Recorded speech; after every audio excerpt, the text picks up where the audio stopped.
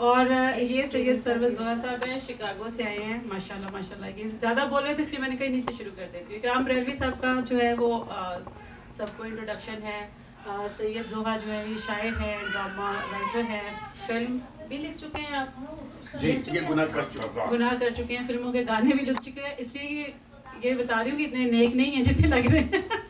और मज़ा निगार हैं, मज़ा बहुत अच्छा लिखते हैं, अफसाने लिखते हैं। इनके साथ सुल्तान जमील नसीम साहब बैठे हुए हैं जिनके लिए आज हमने इस शाम का एहतमाम किया और अब सब लोग चल के आए। और मेरा ख्याल है इन्हीं की मोहब्बत है कि परवेज़ सलाउद्दीन जो है वो जर्मनी से आज ही पहुँचे हैं और आज सीधे इन्होंने एयरपोर्ट से सीधे इधर आए हैं। तो कोई बात नहीं, कभी थोड़ा सा झूठ बोल लेने दिया। एहतशामुद्दीन साहब हैं, मैं तेज़ तारुफ करा रही हूँ। एहतशामुद्दीन साहब हैं, ये भी शिकागो से आए हैं और ये बहुत अच्छे कॉलमिस्ट हैं। इनके कॉलम जो है मैं रेगुलर तो नहीं लेकिन कोशिश करती हूँ कि पढ़ लूँ और इनको कमेंट्स वगैरह भी हमारे एक्सचेंज होते हैं एक दूसरे के कॉलमों पे। ये मुशर्रफ हसनी साहब हैं, इनके दोस्त हैं और ये भी जर्नलिज़म से इनका ताल्लुक़ है। और साथ रफ़त इकबाल साहब हैं, ये हमारे बड़े लॉयल किस्म के सामीन हैं। और ये सामे ये आमिर सैयद साहब हैं, नसरीन सैयद साहबा के हस्बैंड हैं। मैं अब आपके लिए सबका बता रही हूँ, फिर ना कहिएगा। परवेज़ सलाउद्दीन साहब हैं, ये ज़फ़र रहमानी हैं, हमारे बहुत अच्छे म्यूजिशियन, तबला बहुत अच्छा बजाते हैं और आज लाए नहीं। हाँ जी, तो इनके सबके पीछे पीछे इनकी वाइफ बैठी हुई है। हाँ, इतनी अच्छी रेशो बनाई हुई है। हाँ नहीं ये थोड़ा सा ऐसे पकड़ लेगा। हाँ, वो जो अस्मा है वो इंडिया से अभी आई है। ये जर्नलिस्ट हैं, उर्दू यहाँ पे कौन सी अखबार से? साउथ एशियन से, इंग्लिश अखबार से।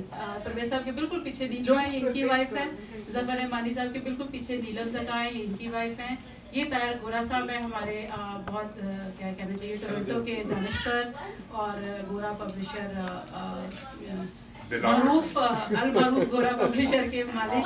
और ये कि अफसाना भी लिखते हैं, शायरी भी करते हैं। इनके बिल्कुल पीछे सादिया इनकी वाइफ। ये रशीद मुगल साहब मेरे आजकल के गुरु।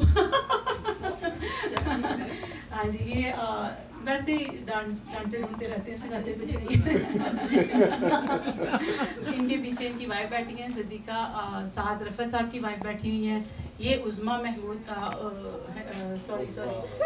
उज़मा दानिश।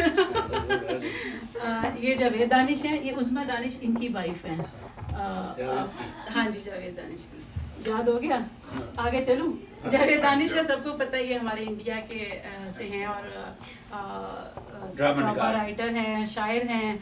और ये कि स्टेज ड्रामा फेस्टिवल करते रहते हैं। अभी नवंबर की कौन सी डेट को आपका फेस्टिवल? 12 नवंबर को। तो इनकी तरफ से मैं इनवाइट कर रही हूँ, सारे वहाँ पे जाएं और जरूर देखें। कहाँ पे है? बनम थॉप लाइब्रेरी पे होता है। मैंने भी इनके साथ 2-3 ड्रामा फेस्टिवल में किया था। बड़ा अच्छा एक्सपीरियंस रहता है। वो तो घर पे भी करती हैं कोई बात। साथ हमारे अंजुम गौर साहब हैं, ये शिकागो से तशरीफ लाए हैं। ये भी बहुत अच्छे कॉलमिस्ट और शायर हैं और आज इनकी शायरी सुनेंगे और इनके लिए हमें मुशायरा करना पड़ेगा। नहीं, इनकी निजामत के लिए मुशायरा करना पड़ेगा। आपकी निजामत के लिए मुशायरा करना। अच्छा। ये देखिए ना, ऐसे डिक्टेट करवाने बैठे हुए। मेहमान है। ये फैसल अजीम है। अब इतने फैसल है कि मैं भूल जाती हूँ।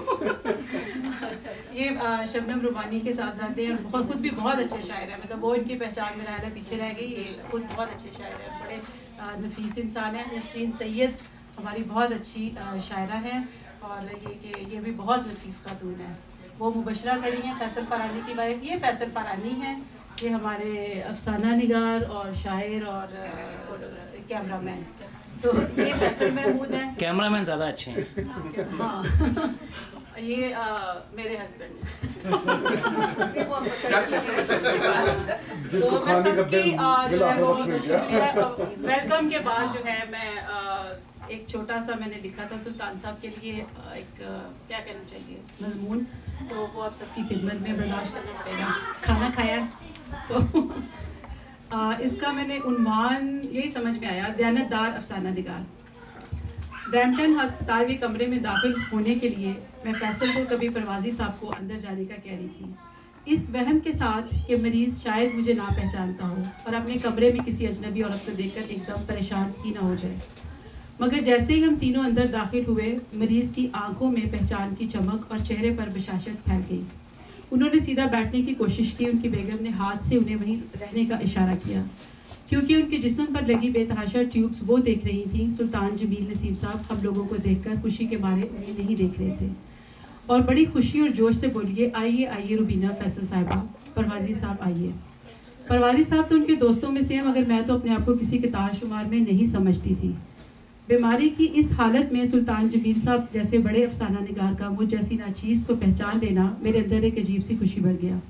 ये बड़ा अनोखा तजर्बा था, उतना ही अनोखा जब मेरे किसी कॉलम पर मुझे वंशा याद साहब की न सिर्फ तारीफी ईमेल आई, बल्कि उन्होंने मेरा कॉलम अपने कॉन्टैक्ट्स को भी फॉरवर्ड किया और इस इजाफे के साथ कि रुबीना फैसल के बाकी कॉलम्स और अफसाने इनकी वेबसाइट पे जाकर पढ़े। मेरे लिए ये दोनों लम्हात अपनी इस बेनाम और छोटी सी अदबी ज़िंदगी के लिए बहुत खुशी का बायस थे। इसके बाद हम 10-15 मिनट इनके पास खड़े रहे, मगर इस मुख्तसर वक्त में मुझ पर एक और इंकशाफ हुआ कि असली और नस्ली अदीब की अदब और अदब शनासों के लिए हुड़क क्या होती है। वो बारहा परवाजी साहब से कहते जा रहे थे, इस हफ्ते के आखिर तक अस्पताल से छुट्टी मिल जाएगी, फिर नशिस्त रखते हैं। मैंने याद करवाया आगे रमज़ान शुरू होने वाला है, तो कहने लगे क्या अफ्तारी पर नशिस्त नहीं हो सकती, और वो बार बार मेरा और परवाजी साहब का शुक्रिया अदा करते जा रहे थे और उससे भी ज़्यादा फैसल का, जो हम दोनों को लेकर वहाँ आए थे, और कहने लगे फैसल मियाँ आपके घर का नमक खाया हुआ है। और मुझे बहुत हैरत हुई कि इन्हें सालों पहले मेरे घर एक बहुत ही छोटी सी अफसाना की नशिस्त का वो वक्त भी इस शदीद बीमारी के लम्हे में याद है। इसको मरवतों वाले इंसान कहूँ, तहजीब और कदरों वाले कहूँ या क्या कहूँ, बस इतना ज़रूर कह सकती हूँ कि ऐसे सलीके और मोहब्बतों वाले लोग अब ना होने के बराबर हैं। वरना नमक तो ना जाने कितने लोग खा चुके, मगर फैसल मियाँ का शुक्रिया आज तक किसी ने अदा नहीं किया, और ना इस नमक को इतनी अकीदत और मोहब्बत के साथ याद रखा कि बिस्तरे अदालत पर भी शुक्रिया कहते न थके।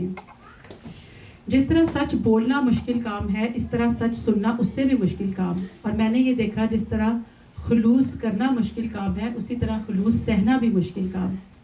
वहीं इसी अस्पताल के कमरे में मुझे एहसास हुआ क्यों सरवत जोहा मीलों दूर बैठे इनकी अदालत पर इस बुरी तरह परेशान हो रहे थे। और जब सुल्तान साहब के घर वालों से ना मेरा और ना जोहा साहब का राब्ता हो रहा था, तो वो बार बार मुझे मैसेज करते और कहते अस्पताल चली जाओ, कुछ तो पता चले। मैंने कहा किसी से बात हो तो जाऊं, पता नहीं कौन सा अस्पताल है, कमरा क्या है, उनकी पोजीशन क्या है। मगर उस रात जोहा साहब बहुत बेकल थे और मुझे ना जाने कितनी छोटी छोटी बातें उन्होंने सुल्तान साहब की सुनाई। कहने लगे मैं बहुत छोटा था जब मेरे वालिद मुझे छोड़ गए, मगर जब से सुल्तान साहब ज़िंदगी में